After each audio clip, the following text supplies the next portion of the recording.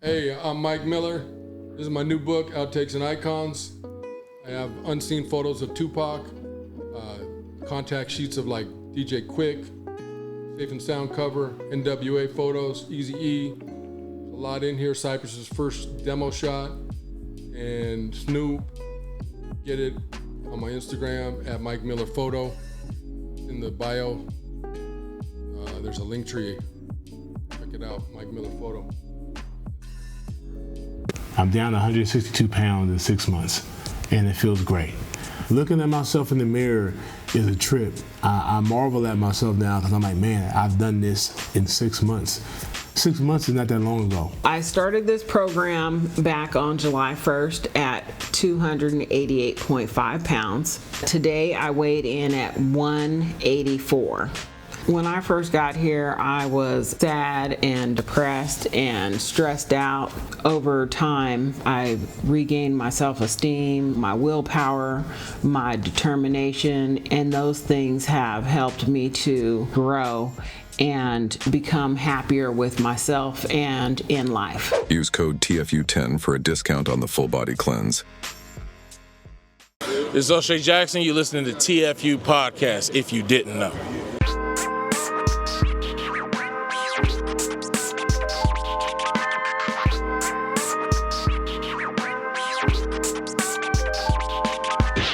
Welcome into another episode of TFU Podcast. Let's go.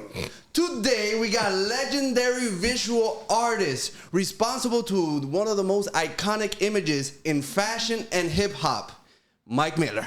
Oh, yeah. Thank you for having me. Mike, man, thanks for coming down, man. We really appreciate it. Man, it seems like without you, we wouldn't have all these iconic album covers. Well, without me, you wouldn't have more of a street vibe.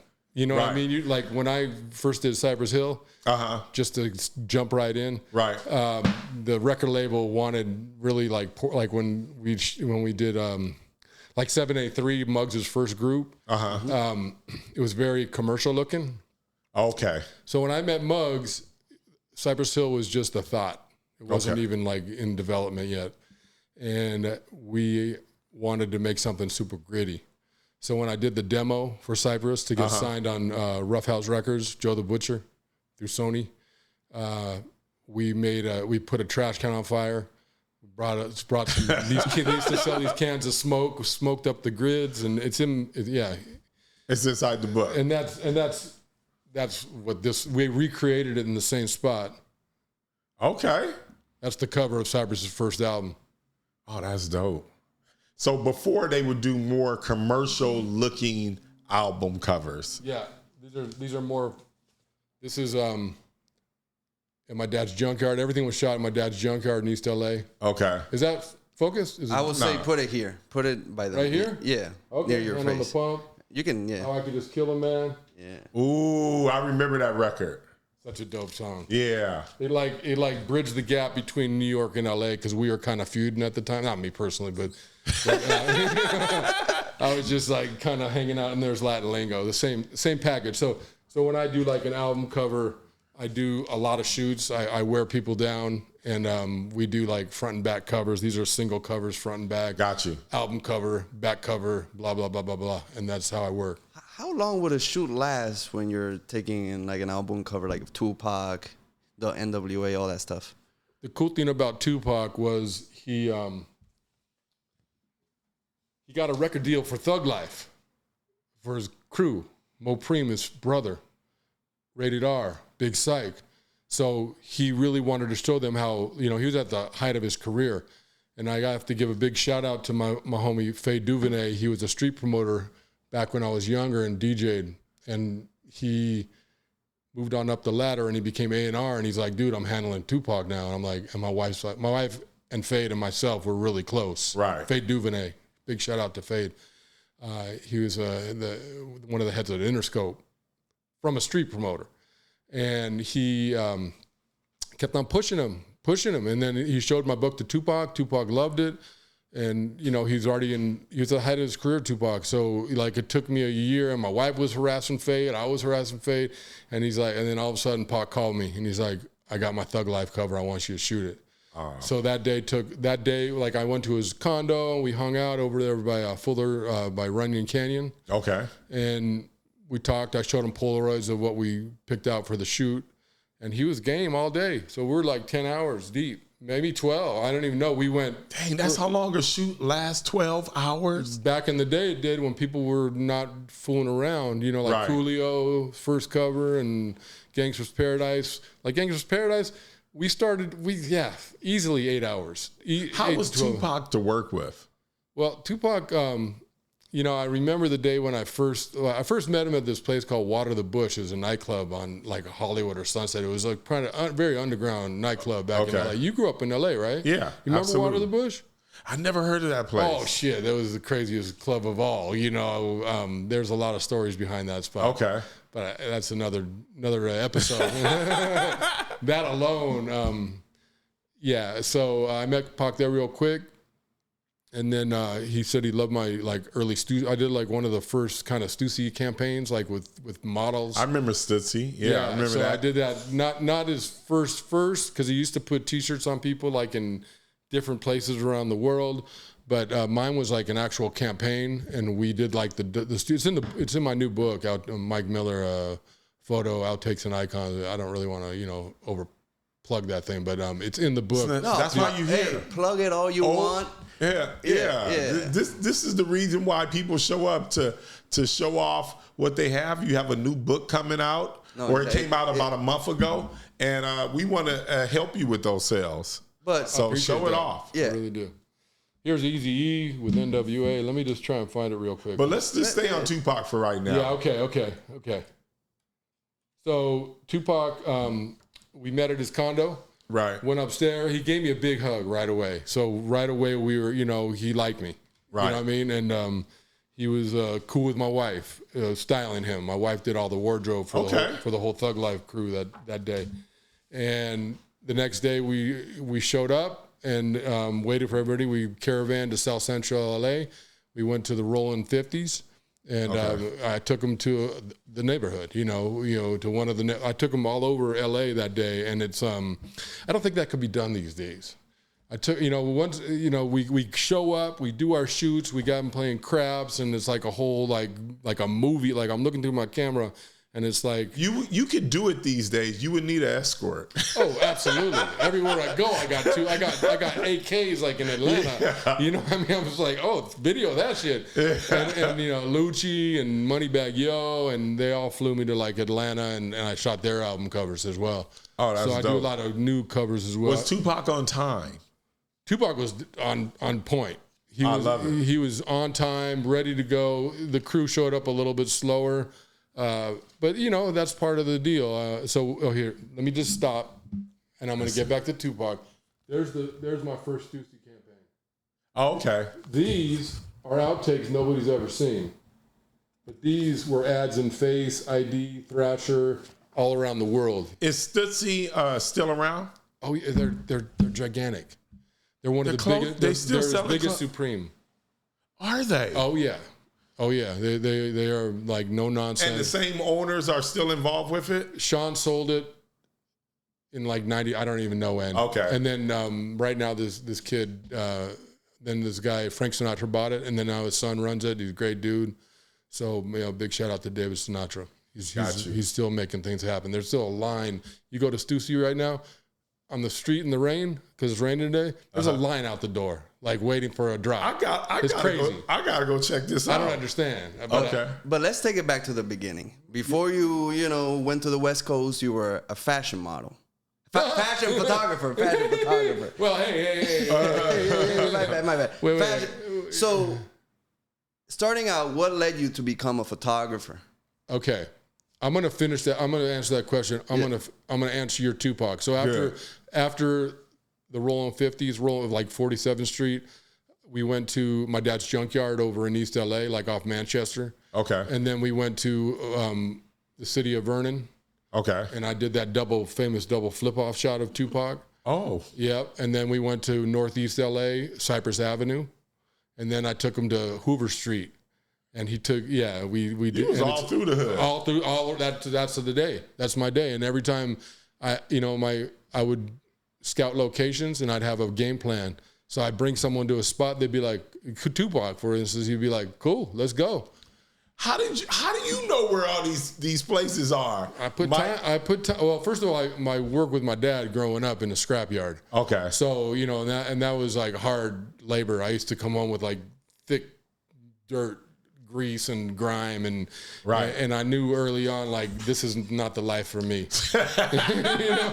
So I was always like, I was a lone wolf in my family, in a sense, kind of, sort of. Got you. And that's just the way it was.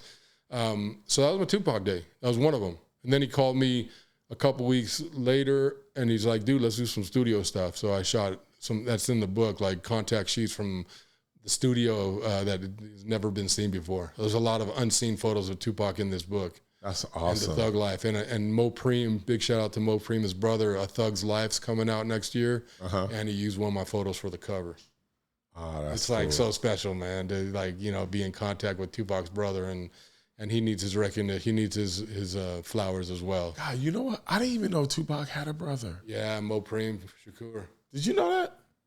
Yeah. I never knew that. Yeah, he's coming out with a book. Oh, he did. Oh, okay. Yeah, and then like they had it all set in stone, and then I'm like, well, I got these photos I've never shown anybody. Like they've been sitting in my storage for like 30 years. Right. And they're like, we want to use that for the cover. And I'm like, cool, let's do it. And that's dope. That's how I work with, a lot of the artists. I just give them my work, because they deserve it. That's awesome. Okay. Question 2. Well, question 2 is like, we know you're from LA, right? Yes, I'm born and raised. Third generation. My dad grew up in East LA. Okay. Pro baseball player. Your dad was a pro baseball player? He was. Okay. How many years in the major? He got drafted by the Pittsburgh Pirates. Okay. And then he went to Vietnam. And then he came back, and my grandpa said, "Dude, you have like 4. I don't know how many kids he had at the time, but he had 4 boys. My one daughter. I mean, his one daughter, and that was late. That was like 20 years later. But he had 4 boys, and he had them work. So he started out with a green dump truck, and he worked his ass off. Woke up at 3:30 in the morning. Big, he died at 58 from a lot of, he was under a lot of pressure. So now your dad is a baseball player and also, a hardworking person. How did you go from that kind of a surrounding to being a photographer? I have no clue. You have a clue? I have no clue. That leads me to your question. So early on, this is how I first found out that I was able to take photos. My cousin was like not a pro skater, but he was the first guy to start doing airs from one ramp to the next, and he had all the Dogtown dudes come to his house and skate. Okay. I picked up my uncle's camera, I shot some frames, and they said, "Mike, you got an eye." And that's like in the late 70s. Okay.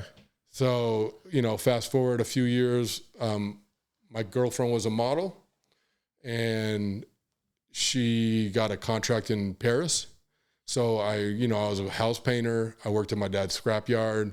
I sold my car, and I just tagged along and just went to Europe with her, not knowing I would be a photographer. Right. But I started painting houses in Paris and all that stuff. So it's, there's more to it. But like I said, she was a model. And at the time, all my homies from the beach growing up in Santa Monica, that was the look, the vibe, to be a cool skater was like what was going on in Paris at the time. So I saw people that I knew there. I felt comfortable. I was skating all through, from the top of the hill, Montmartre, wherever, all the way down to La Louvre. And I was just, trying to live a life. And then, it's a long story, but someone gave me a camera, and and then the first roll came out cool. It's in the book. It's in this book. Your very first roll you ever shot. My first roll professionally. Yeah. Well, okay. I have the contact sheet of the camera that the guy gave me, but yeah, my first roll I ever shot. Not all the images, but there's an old man selling newspapers. That's one of my first rolls. Gotcha. That is, I could say it's my first roll because there was also girls in that as well. And then the fashion agencies in Paris started hiring me to do test shoots. So I started getting paid like $300 immediately to do like like 3 rolls and get them build them a portfolio. So that's how I started. That's how I started in fashion. Got you. I learned fashion in Paris. I didn't learn fashion in Santa Monica. Santa Monica, we were skaters. It looks like even you just immediately kind of got it because you start shooting a lot of notable people as far as stars go. Angelina Jolie, you shot her? Yeah, that was Elite, sent her over to my house. Cameron Diaz, when they were models, before they were actresses. Okay. Did you know they were going to be stars? No. I mean, I saw they had a look. I mean, they had the it factor. I guess that's what it's called. Right. You could tell. I didn't know who. I knew Cameron was my friend.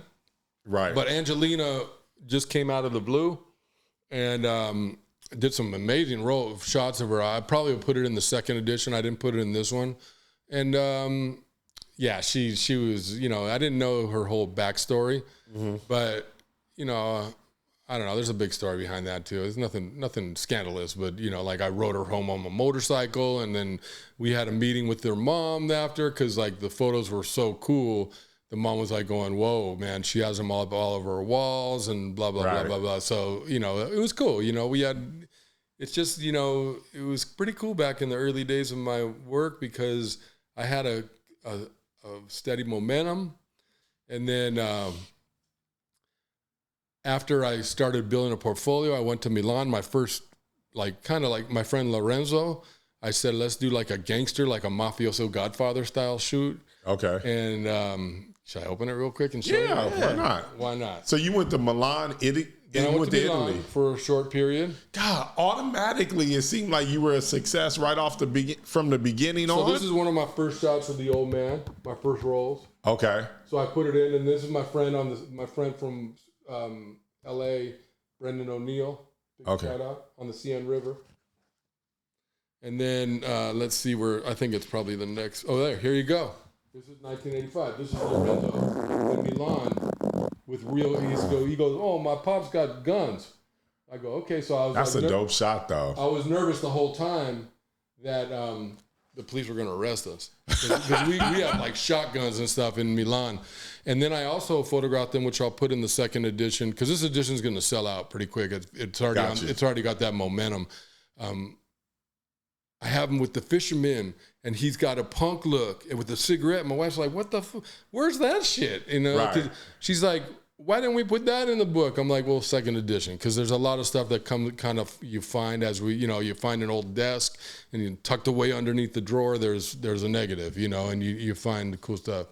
So then I went to Spain and I worked out a lot of cross-processing and printing. I printed all my album covers like Warren G's Regulate. I printed Tupac's covers. I hand-printed myself. So I learned all that in Barcelona. I lived there for about 6 months. Okay. Man, would you say, dating a fashion model gave you a leg up once you went to Europe? Oh, yeah. And getting those contracts? Oh, yeah. Not only was I I escorted her to sets, so I wrote down lighting. I was already writing down not that it would just trying to osmosisly absorb what these pros were doing. And then they asked me to be in a couple shoots here and there because I had a cool look too. I was I was young and, See, and I wasn't wrong when I called you a model. You were right. I don't really talk about that, but hey, you kind of your background. You know what I mean? You do a couple cool things. I've done a couple cool things, and you don't turn it down because at one point I did. I don't talk about this, but I will. I did a Coors Light shoot. That's cool. And they helped me pay for my first camera. That's dope. Yeah, I finally bought I bought a used camera from Peter Lindbergh for a couple $100. He was one of the giants in fashion. He did all the Vogue covers and Elle covers, and so I had a little inspiration from him. He taught me a little bit. Mm-hmm. So then how did you go from, okay, so now it seemed like I said, it seemed like you were good at this. You didn't go to school. You didn't know anything about cameras at the time. You just picked it up and you were able to do it. That's kind of how I operate. Awesome. I usually start in 5th gear. Today I'm already going crazy. I need to take it down, take a deep breath, slow down, and talk about the progression of my career. So it goes like this. Early on, I came back to LA, and this guy, Herb Ritz, huge fashion photographer, had an agency called Visage. They signed me, and they started getting, my first groups were like Roger Troutman, Zapp, the Go-Go's band, The Graces, Herb Alpert's album cover, Stan Getz's album cover, jazz covers, Heart, like all the R&B. And then one day I pull up to my agent, and I'm bumping, I have like a big coffin with big boomer, system in the back of my 6'4" rag. Right. It was a Buick. And it's in the book to that car. And I'll show you this shot too. And she goes, "You like hip hop?" And I'm like, "Of course, I grew up on it." Like I was listening to K-Day when they first turned into a hip hop station on 1580 K-Day. So that's what came in when we were kids. And I'm like, "Oh yeah." And so she started, so she got me my first cover for Arabian Prince. He just left NWA. He was like Egyptian Lover and Arabian Prince. Right. So I did his cover, Brother Arab. Wow. And it's a dope ass cover. And this is 1988 as well. I found this recently of Ice-T. And then, so these are my heroes. I went to this concert early on. Around that's Biz Markie. Biz Markie, Rakim, Dougie Fresh, Ice-T, Boogie Down KRS-One, Boogie Down Productions. That's history right there, boy. This was one of my favorite. This was like early on, and then I saw a lot of. Look at this! This is dope too. I saw a lot of Public Enemy concerts, and Public Enemy was probably my favorite of all time. And this is like a showstopper for me. Like we don't need to like go past like the third page because Chuck D wrote the foreword. Oh, so man. It's like my hero did the foreword. Like listening to Public Enemy when I was a kid was just like life changing. Right. They were like at the. Wait a minute. So you got so much going on. So we just kind of want to slow you down just a little bit. Oh, here it is. Let me just show you this. Okay. One more, and then I'm gonna slow down here. Okay. This is my old Buick. And and that sign's gone. It says Compton, 4 Mile, Southgate, and Inglewood. Ooh, okay. It's a good shot, right? Yeah. And then NWA used it on. I've done like 3 or 4 NWA covers. Not the first one, but I did like the best of the 10-year anniversary. And I brought some CDs today, and I was like, oh, I actually, they used that photo in one of the packaging. I didn't even know. You open up the packaging, and there it was.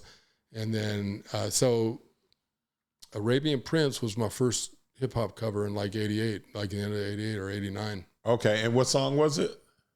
The album. It was the whole album. Yeah. Okay, what was the single off that album? Oh, I didn't even bring it. Okay, but it's okay. Dope. It's really dope, though. Why did you go from fashion to then photographing music? My agent sent my book to the record. I had no idea. I mean, I grew up looking at record covers and going, never in the wildest dreams be a album cover photographer, but that's what I've been doing for 40 years. That's like what I do. Right. That's like my main. So I did early on, like here's Cube, like 1990. Okay. This is dope. So I was already shooting like Cube, and I shot. This was my first one. Let me see. Here's Eazy with the skate. Okay. And then this is like the chromes that I've never shown anybody. Let me see if I could just find Brother Arab real quick. I know I can. It's early on in my career. Let's see, 91. Yeah, take your time. It's no big. So just as you're looking for it, have you ever had a situation, because you were dealing with analog film where they paid you to shoot something, and then like in the red room something happened and it's gone? It's a really highly. This is it. Let me just show you this. This is Arabian Prince's first cover. Okay. On the left, right? My left. Both shots were in the. Both shots. This was the back cover. This is the front cover. Okay. Put them up in a window. How do you know when you got the cover? When you're like, nah, that's the picture. That's it. Afterwards, because I bring people to locations that are solid. Okay. And I with film, your question, there's no misfires. you got to like get all the readings, the lighting, the f-stops, the speed, the ISO. Like, oh shit, like so much stuff that I started on manual, and I taught myself going through to figure out how to do that. Okay. So I would fly to like say New York to shoot Timberland's first cover, and I'm shooting Aaliyah and Missy and all these amazing people that are huge. I'm a huge fan of. And my energy's just like, Aaliyah asking me to like, oh, come on, take some photos of us. And I'm like, okay, cool, let's do it, and then like, you shoot like 1 or 2 rolls. There's 10 frames in each roll because it's a big format. And then you take it on the plane and you fly to LA and you process the film. And thank God, out of hundreds and hundreds of rolls of film, I never had a misfire. So okay. One time with Booyah Tribe. They're Samoan rappers. Yeah, Samoan rap group. They're from Hawaiian Gardens. Yeah. And they're, I used to work the door at clubs, and I used to let them in, and so they hired me to do one of their covers. And the winder on the old 6.7 Pentax started stripping. So what happened was double exposures of the images I was doing, and it came out fire. It was just like, oh my God. And it was just like amazing, the result. I had to fix the camera, and you don't want to chance it like that. I try and, but that was one time. That was in LA. I shoot with 2-3 cameras. That's kind of like the way to like make sure you don't fuck up is have a couple, color black and white, or like maybe 2 rolls already loaded and 2 cameras, or like I used to do this Polaroid 665, and there's a lot in this book, and that it's a Polaroid. You pull it out, you put it in water, in sulfide solution, and then you have the Polaroid you got to show everybody, but you got to save the negative. So like Mac 10's cover based on a true story was the first frame with that Polaroid. Negative, boom, done. You're already safe. And that's not how you go about it, but yeah, that's how it was, So you said your first rap cover was Arabian Prince. Yes. Was Arabian Prince. How did that shoot go? Did you know them prior to it? No. Like I said, my agent sent my book to Henry Marquez at EMI Records. And for me to even remember that stuff, because I was smoking a lot of weed and drinking at the time, and like I'm 61 now, and like my memory's fading, and like I try and like I haven't drank or smoked in 14 years. Oh, okay. Yeah, so it's like I'm getting back some of my memories, but a lot of them are fading. But I remember the art director, Henry Marquez, EMI Records. They said, we want you to shoot this. I was already shooting like Stan Getz, like one of the biggest jazz guys of all time, Herb Albert. And I've already started, did the Stussy campaign. So they saw like I had potential, and my agent sent my book. I'd be up against like 5 photographers, and they'd sometimes pick me. Not every time. Right. You know what I mean? Like there's a lot of like heartbreaks in being an artist. Got you. So then who was the second one?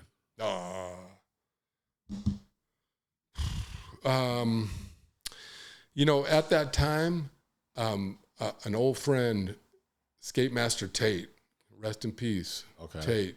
He was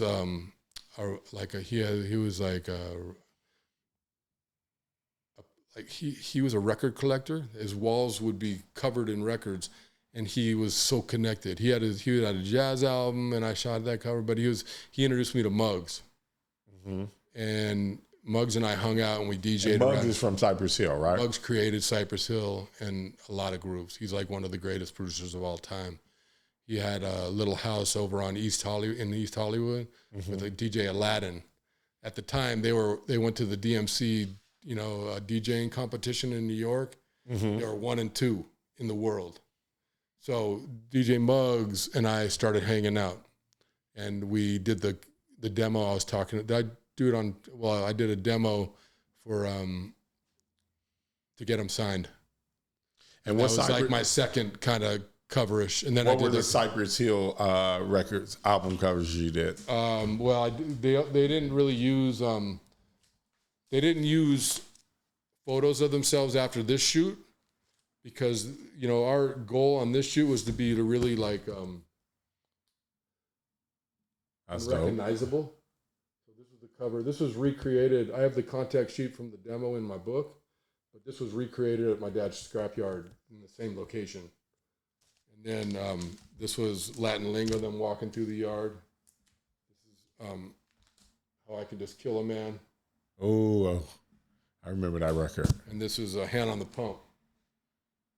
Okay. So this is a day. This is one of my days. I'm telling you, like I go from one location to the next, and I shoot a couple rolls, and we move on. And the traffic wasn't bad back then, and so that a lot easier. So this is my. It's not my second album cover, but this is an important one. Right. This is an important one. So after that, you just became the guy to shoot. Kind of. Then I got yeah. That's kind of like how it happened. And how was it working with Cypress Hill? Well, we used to hang out, Be Real, Muggs, and myself in Beechwood Canyon. And then Brady B from 7A3 and Sean B lived right down the street. So we were all hanging out and yeah, I mean, it was we were friends. We were homies before Cypress. Got you. Yeah. So do they tell you the kind of imagery they want, or they just give you? Well, Muggs had an idea of like, Mike, we don't want to show our faces. Oh. And the record label was like, you're showing your faces. And Muggs is like, no, we're not. So that was my, you look at the cover, you look at all this stuff, look at Hand on the Pump, you could barely see it. You know what I mean? Like in the cover. Why did they want to show their face? Because they don't want to be cheesy. Like being like in front of the camera and like, yo, right. Like, They thought that was weak. They thought it was weak. Yeah. I guess, we were just trying to like be original. And that was kind of my style, was street photography. I started doing like documentary, like I started in the streets and in fashion, but mainly in the streets. That was like, I didn't shoot in the studio. I love the studio, but it's not authentic. Right. You know what I mean? And like growing up with my dad, at 5, 6 years old in the dump truck, going around picking up scrap, I knew those streets. I felt very comfortable like shooting in that area and downtown, or if I went to Hollywood or, wherever I was, I would find, and my wife has a great eye. So she been with me for 35 years. Big shout out to Shannon Miller, my wife. And she helped me pick locations for Tupac, and and she did the wardrobe for them, and everybody. She's been around doing, and she gives me a lot of great input. So you say, I know you mentioned that you showed us a picture of you working with Ice-T. What Ice-T covers did you do? I just did some stuff for The Source. Okay. For The Source magazine. No covers for Ice-T, but I did work with him in '88. I showed you that one. Then I went to his house in like 1990, Rappers and Their Rides. And I photographed Eazy with his BMW, and I photographed Ice-T with all his Ferrari and his a couple cars he had out, Porsche, and Rappers and Their Rides. So I'd shoot him in front of his house with the cars. I don't think it's in the book. It was in my first book, West Coast Hip Hop: History and Pictures. Got you. So you used to shoot for The Source magazine? The Source, XXL, Spin, Rolling Stone. But like I'm up against like the top dogs in New York. Yeah. I'm an LA cat, and LA, they I don't know if they didn't respect me or they just thought like New York was the hub. Right. Where all the best were. And I got flown to New York quite a bit early on. So I got blessed. I mean, for like R&B people, rock and roll people, I'll tell you one thing is like, I'm a huge fan of hip hop, and my fans are also very passionate about hip hop, and they let me know, and that's why I'm here today, because of hip hop. Not because of my rock and roll. Like I did Pantera and Down and like covers. Right. And a lot of other, a lot of cool people, but not because of them I'm here today. I'm here because of hip hop and because of my fans. So I give a big shout out to like the love I get. I love that. Yeah, it's huge. It's like, Hip hop made you. You know, it's funny. I have a cool story. Like, you know, I told you I haven't drank or smoked in 14 years, and I was, you know, Napster came around, and I was working for like 40 different record labels, and then everything, it was like cancer. It was like everything was dead. Everything was dead. There was no more record labels. All my friends, Paul Stewart, big shout out, Faye Duvernay, they all lost their jobs. And I was in a little depression. I was a little funk, and I moved to Topanga Canyon and raised my kids. You know, I had kids, and I didn't realize, you know, how hard it was, but it was. So fast forward to my life changing when I stopped drinking and smoking, and what was the question again? So the only thing, one of the things I wanted to ask you, and we can kind of skip that. So you say you stopped smoking, right? Yeah. Did you smoke with Snoop? Because I know everyone. You did. What do you mean? You know, it's funny. It's funny. Yeah. Oh yeah. I mean, come on. I used to get the icky. My wife got the icky sticky from Humboldt.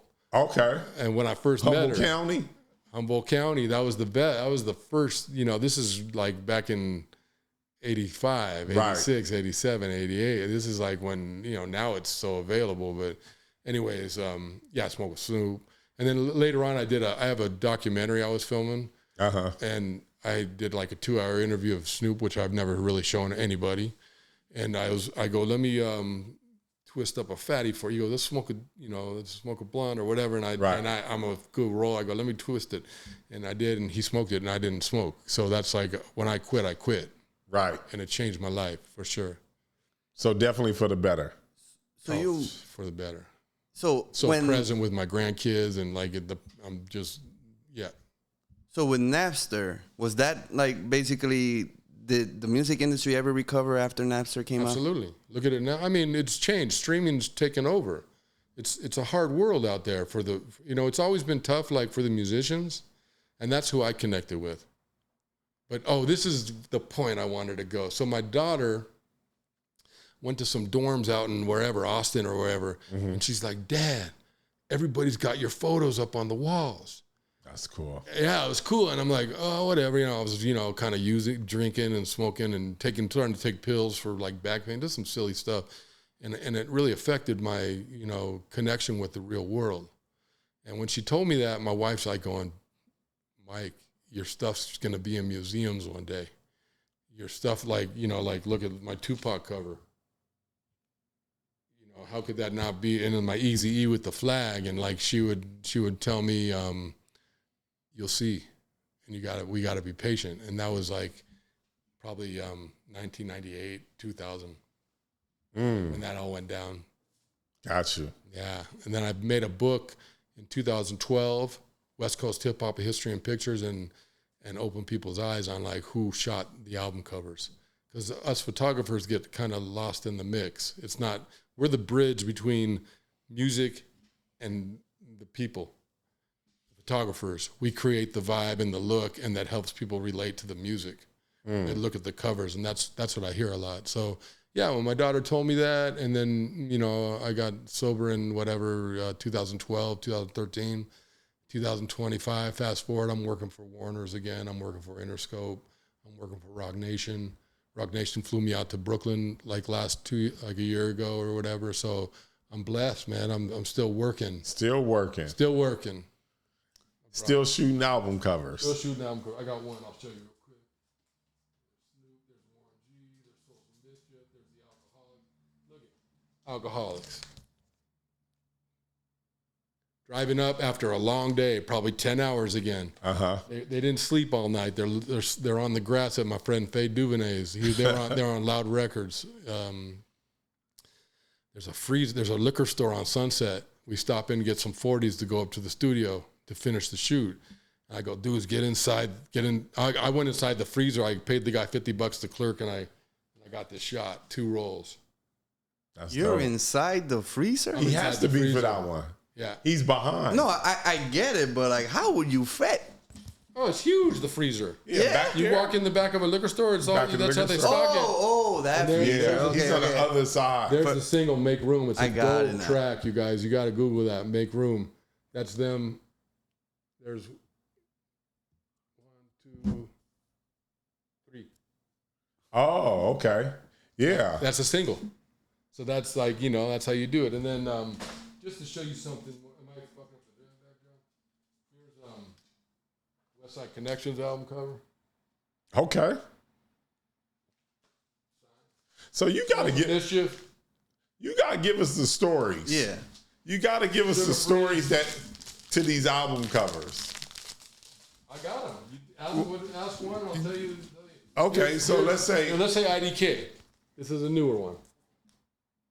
He wanted a goat and a sheep on the cover, and that's what he told me. So I rented a place out in Barstow or in Valencia, or Palmdale or one of those, out that area, right? And did a shoot, and that's how we do it. Tell us about the West Side Connection shoot, and you dealing with Ice Cube and Ice Cube picked, but I had to present my portfolio. I remember with like 4 other photographers or whatever, and he picked me, and I did WC's first cover, WC and the Mad Circle. Julio was in that group on Skid Row, and then I did Mac 10's covers, and I did some stuff for Cube.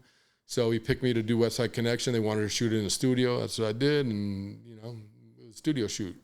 And my friend Orb cooked, and he also assisted me. My wife did the wardrobe. It's a family affair. Got you. You know what I mean? Got you. And all those contracts are like freelance, where they give you a budget and then you have to organize everything. Like they did. Yeah. I produced them. Okay. I picked the locations. I produced them. That was, they give me a budget. It was really cool back in the day. We had a lot more power as photographers, and there was in my contract, the first line said no buyout and merch not included. So I owned all my film. Oh, okay. And nowadays it's a little tougher to get that approved. Gotcha. Nowadays I ask them to put in the contract, like I'm allowed to put it in museums, in fine art galleries, and then compilations of my book. Okay, that's so they smart. had that in, which is cool. Yeah, I have to change. So yeah. So WC, it's not an exciting story, West Side Connection, but it was cool that I did it. And then afterwards, Ice Cube would use one of the photos for features, and it's that cover of his face, is a black and white photo. So they'll use my photos again and for the best of different photo. So they use my shoots. You might sleep on a photo. 20 years later, you're like, oh, well, look at this. Like Quick, for example. I don't think I have it here, but he's in the rearview mirror throwing up a W, West Coast, and it's in a rearview mirror, and now it's in museums. And I found that like 6 years ago, and I shot it like over. So 30 when it goes years ago. in a museum, do you get paid for that? Sometimes. Not all the time. I'm kind of like climbing. No, I do. Like Fotografiska had a show in New York. Yeah, they pay you. They're not, it's museums. I sell sometimes fine art, which you get paid more. It's never, you never get rich as an artist. Have you ever had you take a photo and then like a couple of years later they start using it and then you're like, oh, where's my money? Shit happens. It's more like licensing, like merch. Yeah. Yes. There's no real backstory behind that. It's just like, yes. And you just kind of like, for instance, like Eazy with the skateboard. Right. Some motherfucker released that. I was going to do a collab with them, and I'm working with, his widow, Tamika, and everything. And boom, went viral. No credit to me, and I was, just starting out with my new book, West Coast Hip Hop History and Pictures. And I didn't know how to handle it properly, but I tried. I had friends in the industry write letters to like different companies that were using it, and there was like a cease and desist. It's just friends of mine helped me out. Right. To stop it. But it happens. Were you able to stop it? It went viral, bro. It was everywhere. How did they get the photo? Someone released it. Somebody inside? Not in my camp, but someone I was about to do a collab with, and I won't name names because, it happened. And it went like super viral. Like people tell me, like I get hired for Vans now because the skaters go, oh, that photo is on my screensaver growing up. Eazy with the skate. It's in my book. I showed it earlier. The contact sheet, never before seen. So when you're a photographer and you take that picture, and I guess now all of a sudden it ends up on merchandise, and let's say it's not coming from the label, and technically somebody's licensing it without you, where they're doing T-shirts without you. How do you go about dealing with that as an artist? First of all, you get angry, and you just contact them and just tell them to stop. And then if they really it's as an artist, you kind of hire people. Now I have to get people to help me. Right. I can't do it myself. I can't be You send an attorney after them. Or something. Or I do a cease and desist letter from someone that looks official. Got you. You know what I mean? Or whatever. Or, shit goes down. You would have actually, with your history and all the stuff you shot before, you would probably have one of the biggest, craziest apparel companies around. Oh, T-shirts and things like that. Could you, even the one with Eazy-E and the skateboard, could you make a T-shirt out of that? I wouldn't, because there's a third-party copyright. So that's easy. So, and now it's his estate. It's Tamika, his widow. Oh, okay. So you would have to contact her and say, hey, let's do some T-shirts. And let's something went do down a rev like that share with this one company, and Little Eazy approached me, and my first sentence in the email was, you got to get permission from Tamika. Got you. First thing, before anything is, I'd love to do it or whatever, like Tamika has to okay it. Got you. And I knew that. And we did something with Shepherd Ferry, Tamika, and it took a while to get approved, but we did. Oh, so let's say other picture, like Ice-T, the one you showed her, or starting your book, The Chambers. Would that, Moses. Can you put that on the T-shirt? Because Moses is my homie, and I don't know where Moses is. He's like, that was like 40 years ago. You know what I mean? Like, that was a long time ago. So it's photo I would try, basis. Okay, this is what I do nowadays. Like for Warren G, he went on tour, and he asked me to use some of the photos. I go, take whatever you want. Put them up and do whatever. But if you do like a big deal, if you do a deal with Nike, come to me. Don't cut me out. So like I give people my work that we work together, and I'm like, just go do it. And I've done that. That's facts. And I did that with Mo Preem as well. But then the publishing house said, oh, we have to pay you. And it wasn't much. I go, whatever you want to give me. I don't care. I won't negotiate this one. I go, just if that's what you have to do to make it official, let's do it. So I'm on Mo Preem's new book. Got you. But before that, all my emails like, use whatever you want. I go, put it all over the book. I don't care. So I don't worry about stuff like that. But, you want to be included. But there's nothing huge that's come my way. Got you. You know what I mean? And I don't do merch without approval. If I did merch, it'd be a one. So when they hire you to go do a shoot, you don't technically own the pictures where you can do whatever you want with them. I have the copyright. I own all the pictures. They can't do whatever they want with them. So you can make a shirt then? No, there's a third-party copyright that you have to get the approval of the likeness, the face in the photo. That's the clause. So it's got to be a team effort. It can't be just me or the artist. We have to work together with the whoever's wanting to license it. Do you ever think about putting out some kind of T-shirts with the history of hip hop and stuff like that? Yeah. With all the people that you worked with in the past? Cypress Hill. How do you get approval? You got to go to Sony. You got to go to go to Universal. I thought you had to go to the artist. Well, they're owned by Sony, Universal. You know what I mean? So you got to make a deal with them. You got to make a deal with everybody. God, it's a big pain in the butt. So you just don't. So I just don't even. Maybe you got to come up with a new contract that allows you to do that. Nah. After a certain amount of years, be like after 10 years, I can come out with my own. No, because you gotta be fair. You have to look out for the alcoholics. These are my friends, Right. Like if I do a merch deal, like with the. No, you can still be fair. Like if I do this like a cover, yeah, I'm gonna call them up and I'm like, let's do this deal. So it's not like, you can't just like take advantage of like something. No, that's not what I mean. Let's say the camera roll has 24 pictures. They only use one for the cover. Sure. What about picture 17? Oh, they like the record label will, like for the best of West Side Connection, they pay me. And you just take it. They take the roll. No, they don't take it. They just use it for that one cover.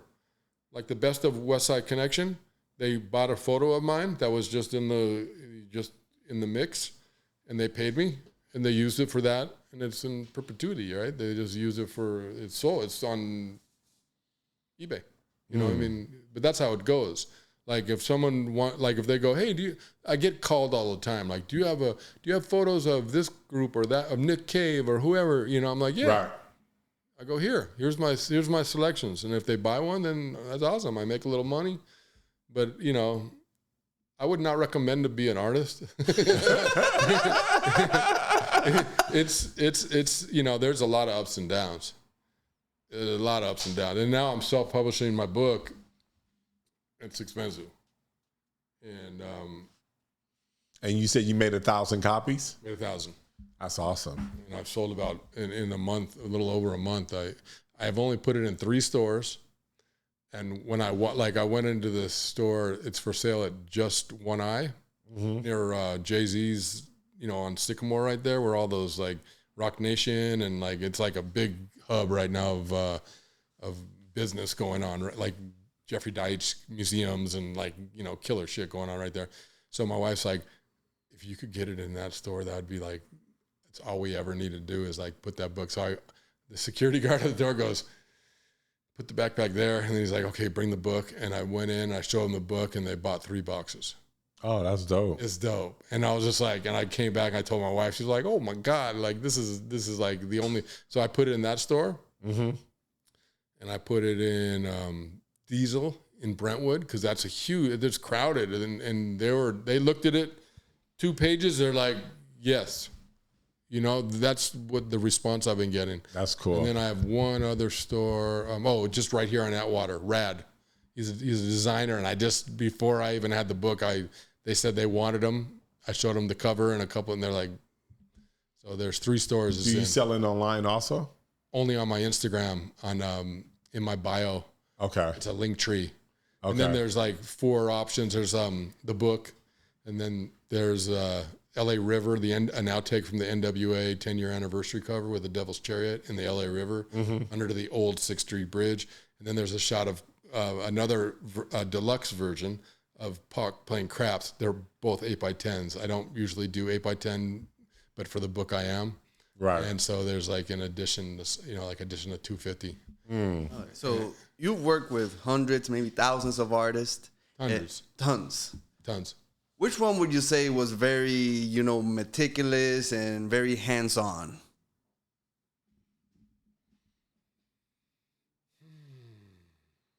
Well, I just remember like Dub C and the Mad Circles cover.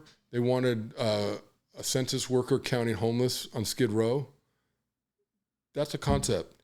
That's something we went the night before, like midnight. We got the okay. There was a little situation that went down.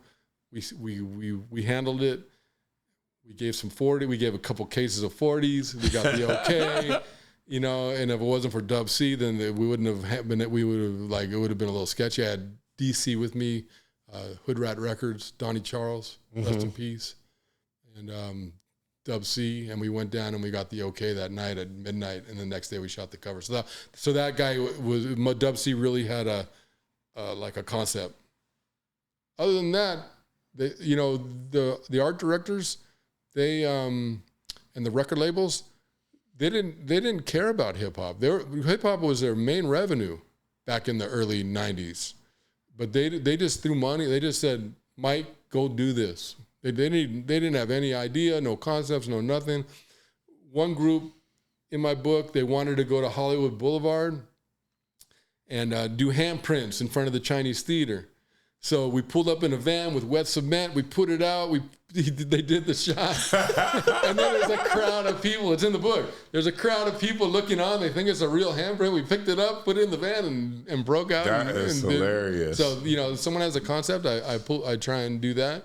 Like I just did a shot for Kalen 2 for real, and he wanted a Lambo with purple flower. It's a beautiful shot, and it's like with tigers in it, and it came out dope. And that was their concept. So like, and we had to do a ramp and put the fucking Lambo up. Then we put flowers all around it. Then I got like fucking purple smoke or whatever the fuck. And I got people doing smoke and there's girls in the background.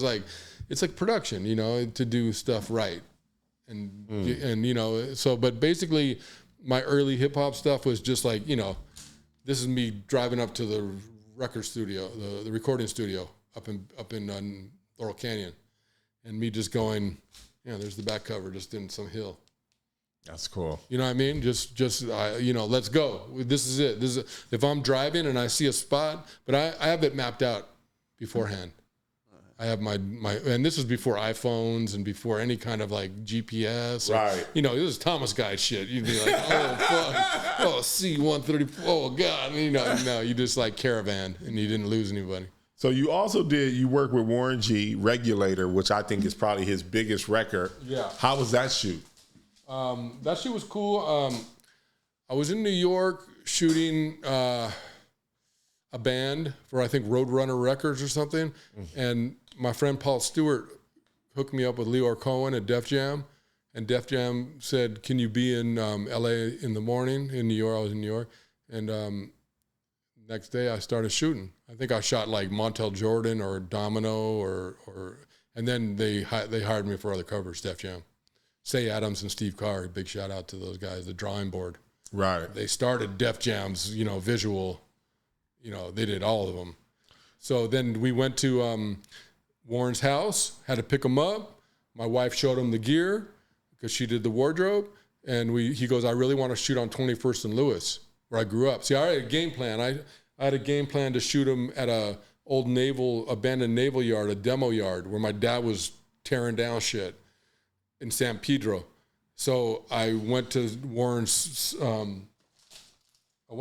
spot and popped out. Never been there before. And it's probably one of my favorite covers of all time. You can see like the palm trees on the ground. Okay. The reflection, it was midday, him sitting on the corner. And this is down where Snoop did his Doggy Style video. This is they put two photos together. They also reversed the image right there. It's a very creative cover. And it says 21st and Lewis. I'm looking at the camera, so it's like I'm all Right. This is at the naval yard. Okay. So when it gets to that point of like creating an album cover, you take the picture. But I see the negative black space.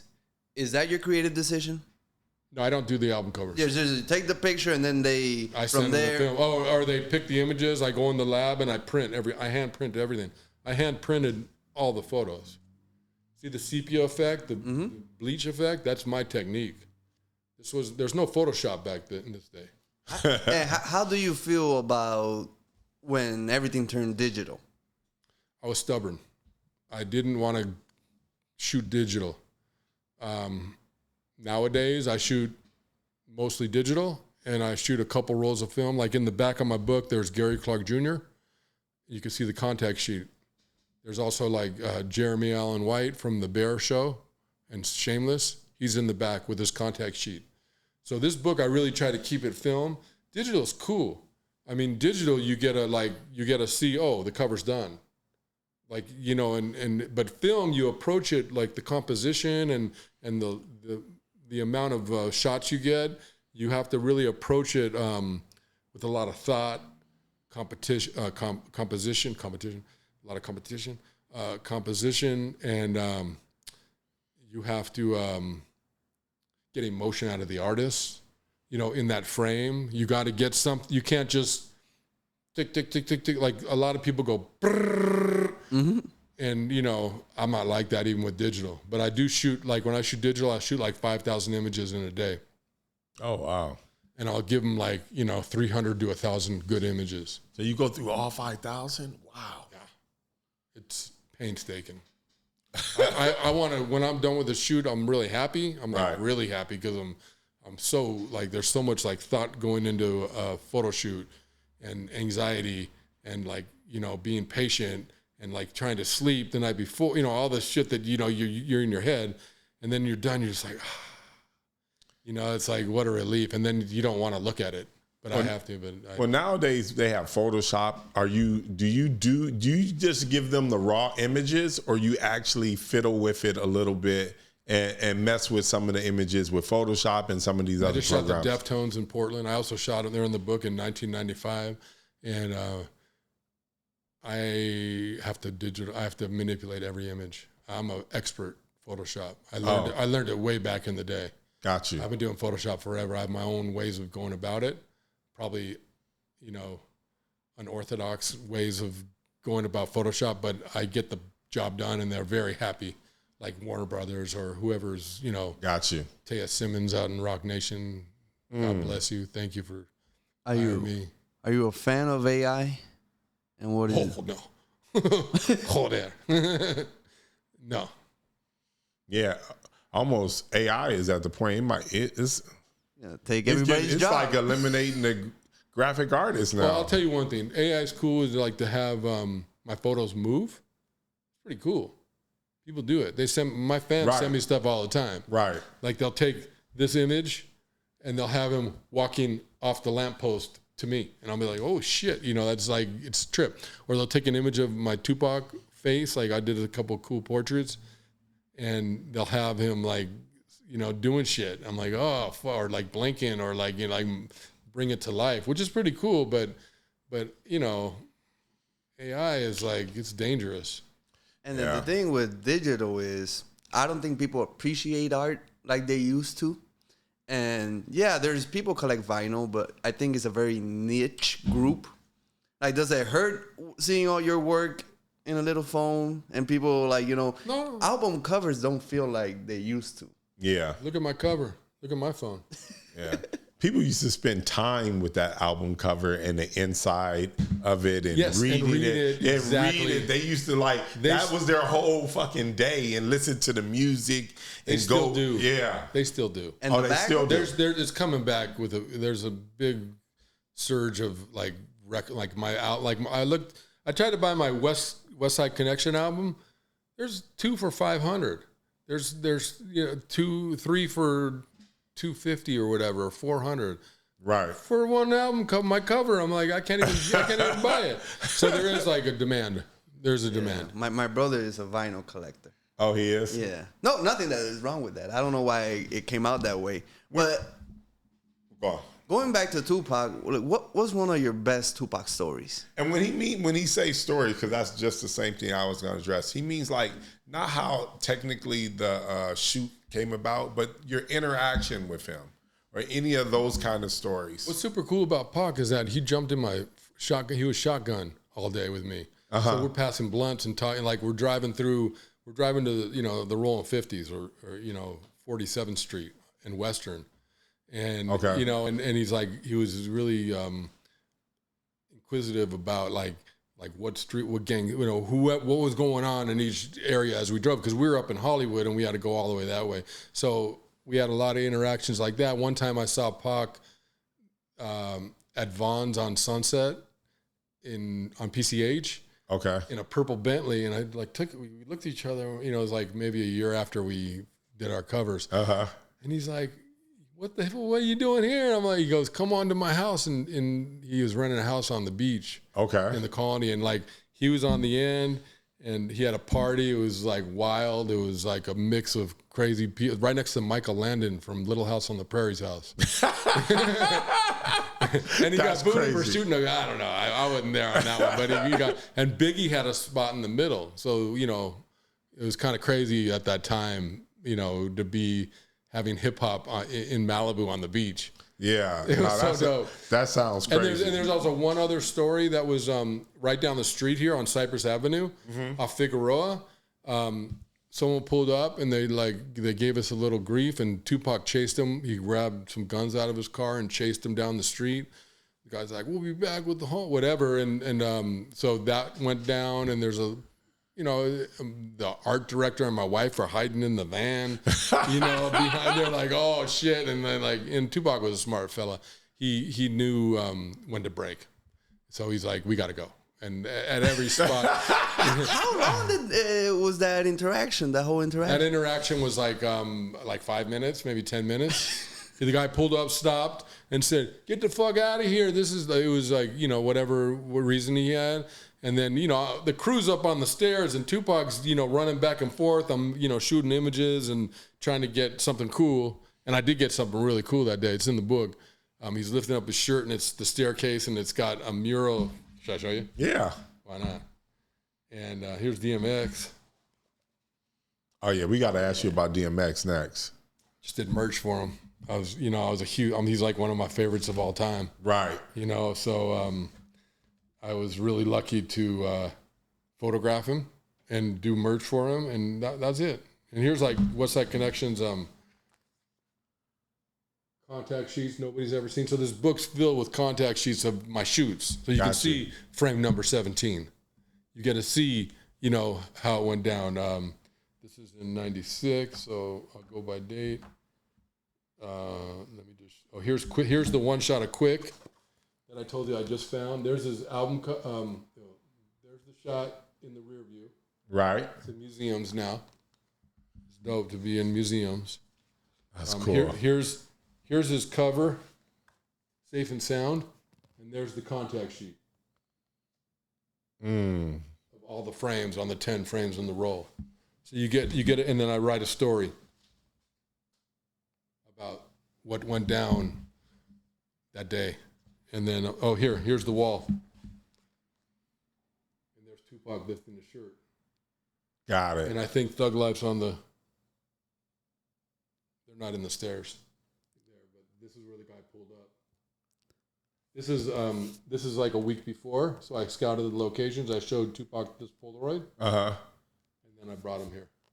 Got you. And that's my shot. Got you. I love that shot. So, with Tupac, did you meet him after the Thug Life persona, or did you meet him before? I met him at Water the Bush. We were talking about that nightclub. I see him. Okay, I was there. When I did Menace Society's first cover with MC8. Okay. Straight Up Menace. There's so much history with this guy. This shit is fucking crazy. I did John Singleton's first cover, Indo Smoke, with Nate Dogg and Warren G. So I've done a lot of album soundtrack stuff that's really cool as well. That I didn't bring, but it's not in the I found some chromes of MC8 from that day from Straight Up Menace. It's cool. But the question was, Tupac. I don't know. But there seemed that there was a moment he was an artist, and then this is a story. Sorry, man, I'm getting old, man. My head, I get a little You're foggy. fine. I get foggy. But I do my stories, and I think the fans really want the facts. And if I was a little foggy early on, like when I did my first book, everything's pretty factual. It's pretty dead on. I was there when Tupac, they were doing, I was hired by XXL to shoot Menace to Society. Isn't that the one that Tupac got kicked off by Alan Hughes' movie? And the Hughes brothers, they did a movie. And I know he didn't like them. So there you go. So Alan Hughes just did the Dear Mama documentary, which was like a shock to me, but he did an excellent job. Gotcha. But I was there when Tupac pulled up in a fucking couple hundred people, jumped out the car, and boom, cracked him in the face. And then full riot. Who'd he punch? Hughes? Alan Hughes. Alan Hughes. In the face. Smack dab. I was right there ready to shoot. And I was like, oh, cool, Tupac's here. This is my first time I was supposed to photograph Tupac. Okay. And that's the story. And so, yeah. And what was the reasoning for Tupac? Because he kicked him out of the movie. He didn't put him in the movie, and Tupac was pissed. So they were doing a video at Diamond Street over here. It's like a really heavy neighborhood in LA, East LA. Mm-hmm. I can't believe they were even there because it's one of the heavy streets in LA. Right. Whatever. So My wife's shotgun, and she's like, "What the fuck's going on?" Everybody's running towards the car. Everybody, and there was like people just like it was like a riot all of a sudden. So I was there for that. That was the first time I met Tupac, I think. Punching somebody in the face. Yeah, and I missed a cool opportunity because of that because that went down. But I was there. My wife was there. She remembers more than me. She's just like she doesn't forget anything. I say stupid shit early on in our relationship. She remembers, like, you said that stupid shit. So she's funny like that, and she helps me recall, like, situations that she was there, because she was there. Right. So, yeah, that was that. And then I met him at Water the Bush with Fade Duvernay. Yeah, he was a good friend of mine. We went skiing together. Or snowboarding. Now, you have some photos of DMX where you did some, Yes. You said it was for his apparel? For his apparel. Okay. Now I heard DMX is He don't show up on time. It was at the Anaheim Pond, bro. It was like he was there to do a show. He showed up. There's some people that don't show up on time. It's true. And how was it working with DMX though? Because he's probably one of the more passionate artists of all time. Well, what they did let me do, like I'm in the pit by myself shooting for merch. You're only allowed 3 songs usually, and then they kick you out. And I had the whole, thousands of people behind me. So they go, just stay there. So I shot them the whole time, and then I had a backdrop set up in the backstage, and Jay-Z was right there because it was the it was their tour. It was their tour. Yeah. Jay-Z talks about that tour. Yeah. No, what was it called again? Do you remember? God, he'll find it because they actually did it on LeBron's. On LeBron's. It'll come up real quick. It's like the Hard Knock Life tour or something like that. Is it the Hard Knock Life? Hard Knock Life tour. Yeah. Oh, yeah, it is. Yeah. Okay, cool. See, I'm not that, I'm old, but my memory's still pretty sharp. Right. So I remember Jay-Z trying to hit on my wife, and then DMX asked her to go in the back bed, with all the crew, So he gets off stage, and I'm like, dude, I couldn't get to him. It was like just a mob around him. And you could just see Jay-Z going, this motherfucker. I mean, he was so good live. Oh, I know. He was so good live. He was so good live. So we went backstage, and we tried to do some more shots, and it was just a mob scene. And you're right, it was like untouchable. But he went into his dressing room, and I waited a little bit, and I just said, okay, that's it. I got the shots. I got a shot that's never been seen before of his back. He's got his dog on the back, Boomer, I think it says. It's cool, and that's something I just found recently too, like maybe in the last 5-10 years. I shot this like over 30 years ago. Right. So you keep all the photos. What a pain. Not photos, the negatives. The negatives. And how much space does it require? How many did I lose? from moving around. I have a garage dedicated to boxes and boxes of negatives. Wow.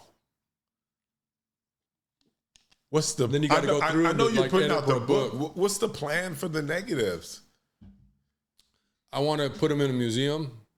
You gotta have your own museum. Like I'm in the Smithsonian. Well, I mean, how am I going to finance my own museum? Why? Easy. I want to sell them. I mean, honestly, I'd love to sell to the right person, like all the Tupac negs, because I have hundreds, or maybe thousands of images of Tupac, stuff that nobody's ever seen. You gotta go. You gotta go find Snoop. He owns Snoop. Yeah, Death Row. I know. I work for Death Row. I work for Suge Knight. How was working with Suge Knight? It was no problem. Because he You're the only person that ever said that. Well, I'll tell you why though. Because he wasn't around. He was locked up. Oh, he was locked up when you were working for him. But he still owned it. So okay. I had meetings with like Black Tone and Quick and Sugar Free in the office there. I did Daz Dillinger for him. I did like a few artists. They had a studio in there, and the art director Brenda Russell, she hired me a lot. Okay. And one time I did Michele's fiance. He brought his boat from San Diego, like a giant yacht, and she had like a $250,000 diamond ring, and she goes, "I want that diamond ring on the cover." I'm like, okay, that's someone wanting what they want, and and frame 0 was a shot of her lying in the studio, like frame 0 before I started shooting the ring. She didn't want her, was the billboard. Frame 0. Before, like, sometimes you load the film up a little short, and it said 0, and boom, they use that. And she, a lot of people try and tell me what to do. Like, I just did Moneybagg Yo. I love him. He's like one of my favorite current artists. Big shout out to Moneybagg, to Bags. And I like him too. I like his music. He's dope. I did a what is it? Gangster's Tale? What's the cover? His most latest album? No. The one that I have with time the clouds. I have it right here. Anyways, he wanted me to shoot through a car. I had to find a 2000 Impala. A Gangster's Pain? Yeah, Gangster's Pain. Yeah, that's my favorite album. So he, like the first frame. Look at the first frame. This is my idea. Through the windshield. Okay. That was the cover. That was the cover. And then the other stuff, me shooting through the sunroof. He was writing lyrics. He's writing lyrics in that shot too.